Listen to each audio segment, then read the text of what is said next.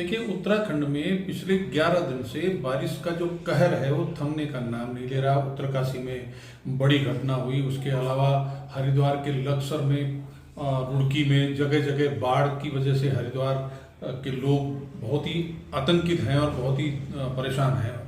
जो जोशीमठ है, जोशीमठ के ऊपर ग्लेशियर टूटने से जिस तरह से वहाँ पर बाढ़ आई तो उससे भी लोग डरे हुए हैं।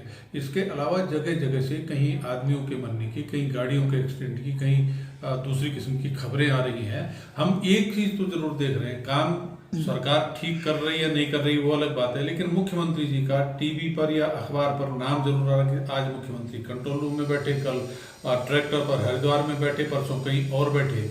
लेकिन मुख्यमंत्री जी एक टीम का नेतृत्व करने वाले व्यक्ति हैं। उनके नेतृत्व में उनका जो मंत्रिमंडल है, जिनको जिलों का प्रभार दिया गया, देहरादून के मंत्री सुबोध उनियाल जी जो देहरादून स्मार्ट सिटी जल भराव के कारण त्राहिमाम कर रहा है, तो कहीं सुबोध उनियाल जी का नाम दिखाई दिया? नहीं दिखाई दिया। उत्तरकाशी में जो दुर्घटना हुई उसके बाद प्रेमचंद अग्रवाल एक बार भी उन्होंने एक शब्द नहीं कहा कि उत्तरकाशी की दुर्घटना के बाद उन्होंने वहां पर लोगों के लिए क्या किया। सतपाल महाराज हरिद्वार की प्रभारी मंत्री हैं, उन्होंने एक सेंटेंस हरिद्वार के बारे में नहीं कहा।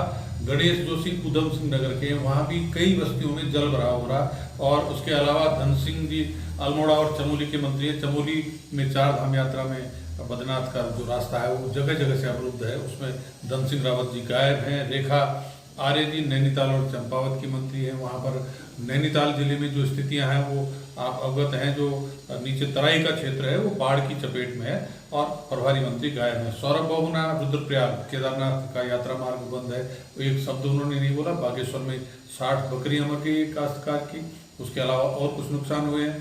तो मैं कुल मिला के कह रहा हूँ कि मुख्यमंत्री जी अखबार में, टीवी में कहीं अपना नाम छपाएं, आए जाएं वो अलग बात है, लेकिन उनके मंत्रिमंडल के सहयोगी जिनकी जिम्मेदारी अलग अलग जिलों में थी वो क्या कर रहे हैं? वो देहरादून में कुंडली मार करके क्यों बैठे हुए हैं? वो अपने विधानसभा क्षेत्र में, अपने प्रभार के जिले में क्यों नहीं जा रहे हैं? और उसके अलावा ऐसी ही एक लिस्ट जो सबसे वरिष्ठ IAS अधिकारी हैं, सचिव, उनको भी जिलों का प्रभार दिया गया, वो सचिव भी कहीं कुछ बोलते करते नहीं दिखाई दे रहे हैं। तो कुल मिलाकर के आप कह सकते हैं कि जिस व्यक्ति को ऑर्डर दे करके काम करवाना चाहिए था वो जगह जगह भाग रहे हैं, जगह जगह फुदक रहे हैं। और भाजपा बैठक ले रही, भाजपा का बैठक लेने क्या मतलब?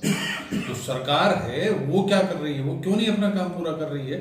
ये अपने आप में एक बड़ा सवाल है। और सरकार जब अपना काम ठीक से नहीं कर रही है, उसके मंत्री और सचिव अपने प्रभार के जिलों की व्यवस्था ठीक से नहीं देख रहे हैं, तो उत्तराखंड की जनता इस आपदा में त्राहिमाम कर रही है।